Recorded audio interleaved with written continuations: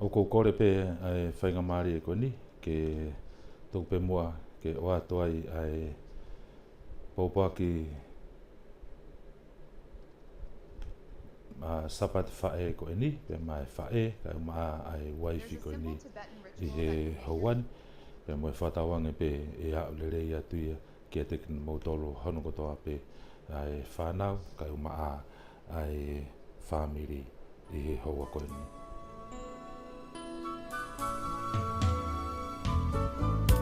Whae, ko fulai whau e maunga ngā ue ko whae Kaungaue.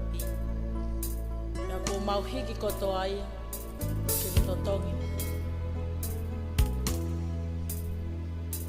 Ko fufulu e tau uipu, pangaita sente ni manu. Ko lipot lelei me kwa ko.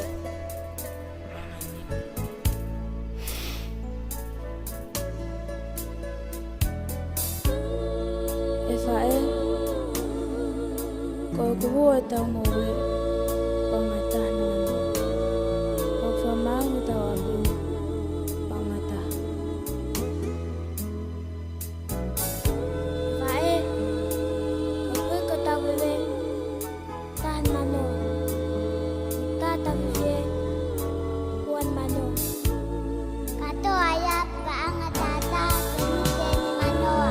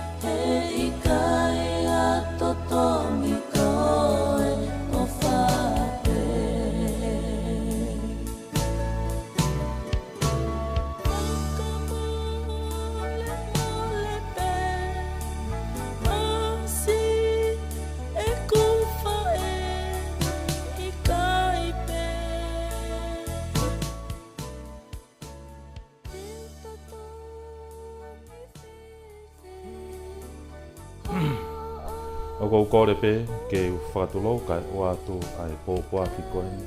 Koe Popoaki ofa ke si i whae. Ka koe whae ofa ke mai whae whita. Kai umaa ki he waifi. Koe whae ki he whanau. Kia teki maua ia, mere naite, kai umaa foki a vai utu kakao.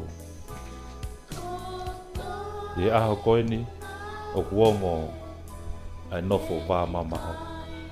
Ai kai ke mau i hena, ke whai ai whakakato si o mau whatongia. I ono whawhiawhia i o ki moua e amanaki ke moa o sia ai Sapate o e whamanato o e ngai whae. Ka ku maulea whakataha pēpea mo e wholwhola i a sāme ko mau tauhi pēa si hova hei kai ke tau masiwa. Io, o ia ai Popoaki ofa o e aho ko enu. Ia kui kai ke ngalo ai tau anga pe mo e ofa na whai e whae. Mere nai te tau mai a ke ilo ia. Ai fufu na ki I hoku mafu. Ai ofa. Pea moe mana tua ai tau anga ko toa pē nā ke whai.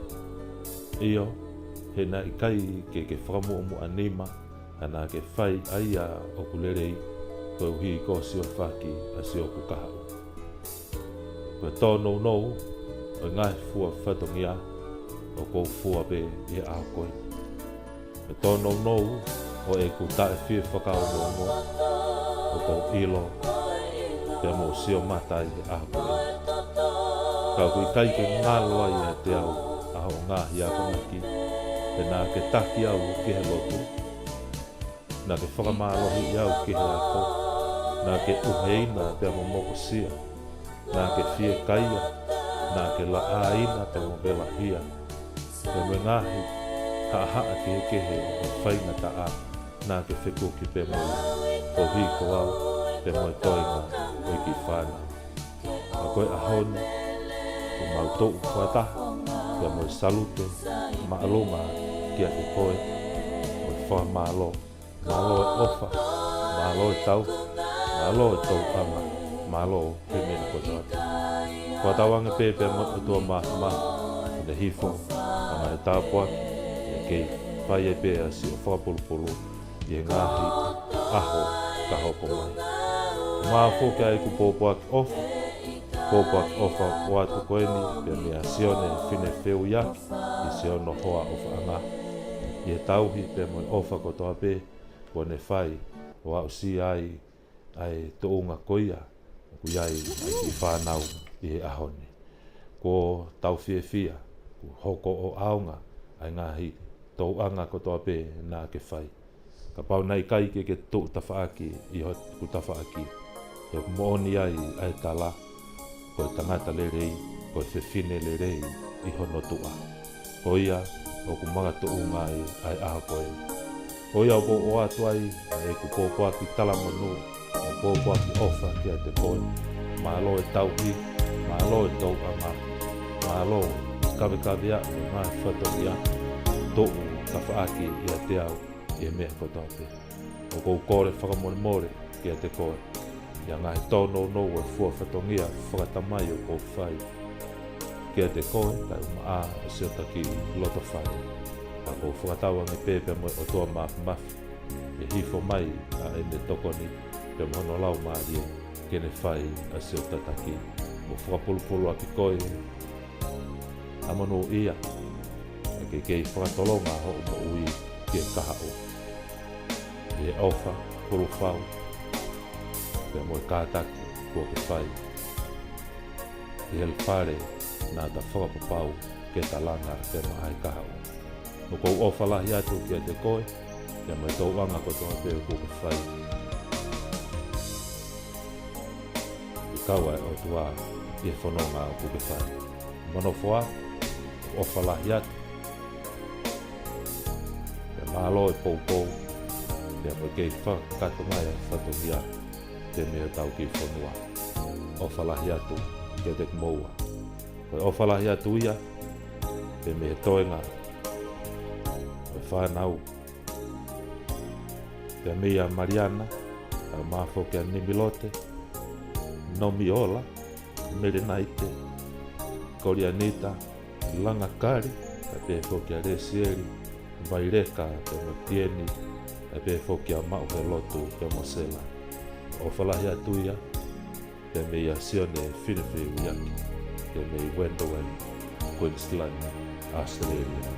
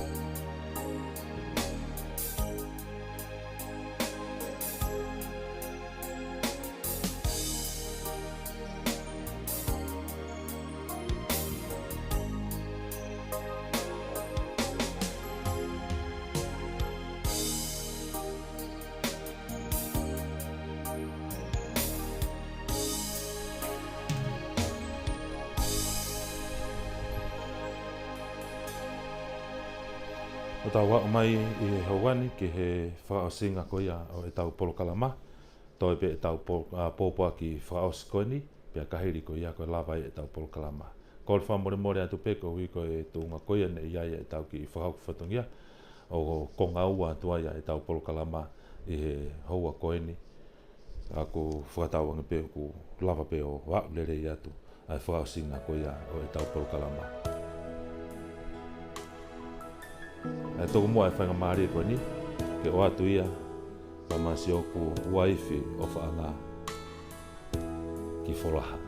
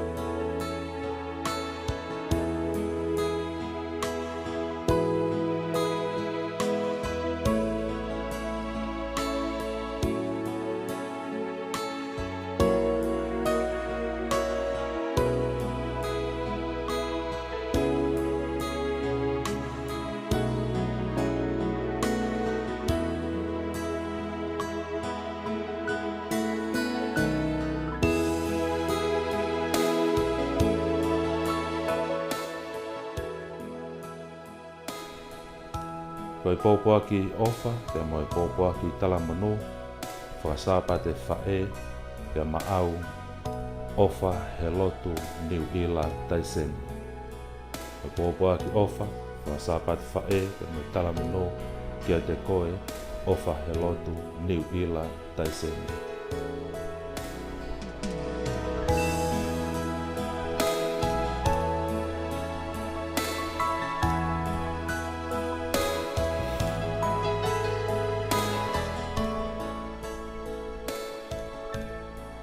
O kua toa e Popoaki ofa koe ni, pia maau ofa he lotu.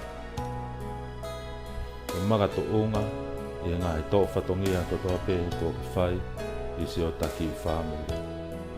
E mooni o kui kai kua whatongia whai ngo fua, a o fuesia e toko taha, ai ngai whatongia whakatamai, whakataha ki ai, pia mo e whatongia whakawhae. I e tauhi, ai ta whanau, kai a ke ngā whatongia ko toa pē. I e nofo api pia mo no family. I e houa koe ni, o kou whakamalo atua I kia te koe. I e ngā hei tauanga ko toa pē kua ke whai. Wau si ai o taki family, ai tā poaki, o ta lolo tonga to whangai I e aha koe. Neongo ai tau nofo mawai wahe. Ka mo vai to ua ki tau tolu he o seni lolo toto. Whawhetai he ku kei kau pēa si su e whanonga o tau whai. O whaia si o tau tataki, pia mo tau tākaua. Ke whakawhaofi pē, ai tau nofo, pia mo tau whiohi. O hange pē, o tau kei whakataha. Oia o atuai, ai Popoaki ofa koeni, pia mo talamano kia te koe. I tau anga ko toa pē kua ke whai. Malo, si kā te kina, tū tō taha, kai o maa, tū ka whainga ta a. Pia me ngahi, ue sia ko toa pē o e mo ui, e kui kai pōri a te au. E taimi, o ko ke maha ki ai, te ke kei whainga pē ke tū, ke whai e so whatongia. E neongo a ngai whainga ta a. Ka ko whakamalo, e mau hawhewhine, pia mau whae, lere I pehe, ki o taki whāngu. Ko whatawange pē pia mo e ofa ai o tua, e na whuia ia te koe, e whaau hau mo ui ka ngai ta, I e kaha o. E ke kei hoko lere atu ai pē. Ai whiohi o tau whai. I o tau ki whāngu. Whakamalo atu I lotu, kai o maa, ai ngahi le rei ko toa pē. Ai kai ke ngālo ai, ai ngahi. Pou, me whakaloto toa kua ke whai.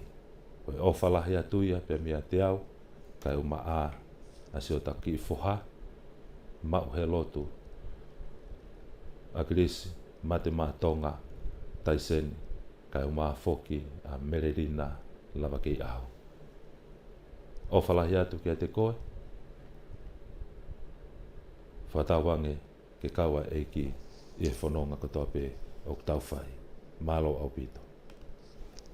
O atai pe foki ai whakamalo, ki mo tolu hono katoa pe, o tau kau whakataha ko ia I he tau Polokalama e hoa koini.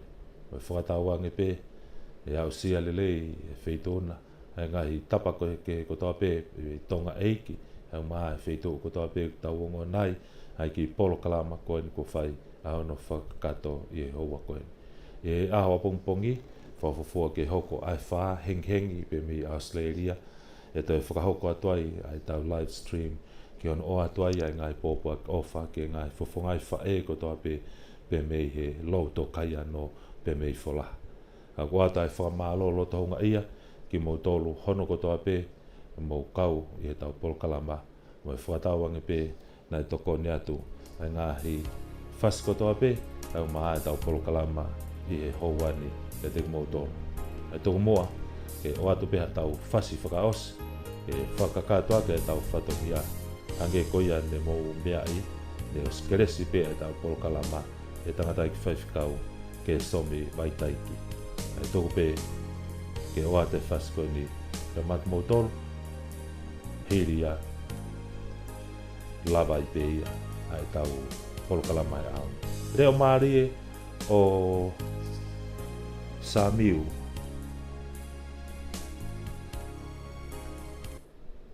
Taravou ko ia ko Samiu, o atu ia maki mo tolu, ko au eni ko eri eki nā, o atu ia, ka maki mo tolu kau maa whoke tau kau whaikawa, ke somi waitaiki siol whenu uiaki, paea ka pe whoki ki a Augustino Tolangi, Paula Kolo, Solomone ka koe whoke Saimone, Petueli ka pe whoki ki a Hiva, ka pe whoki a Was, whakatawa pe toko nei pe whaskoni, pe mi he leo maari ko Samiu, ko au eni, ko ri eki nā, Malo Aupito.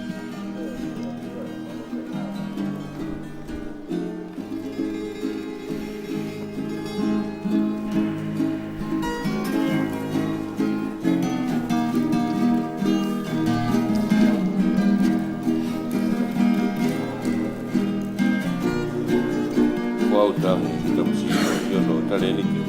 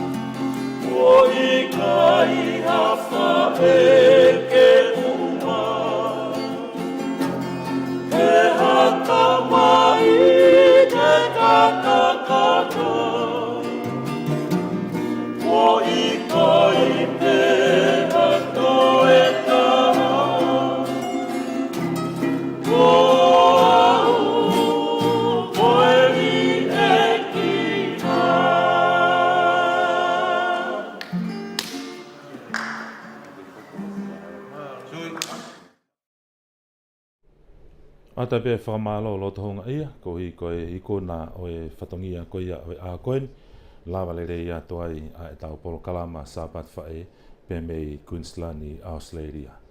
Whatawang ke mau toka i henonga pe mau whia marie, singai fofongai whae ko toa pe mei o Tonga au maa foki ai ope. A mau me a, Malo Aupito, toa o whātu.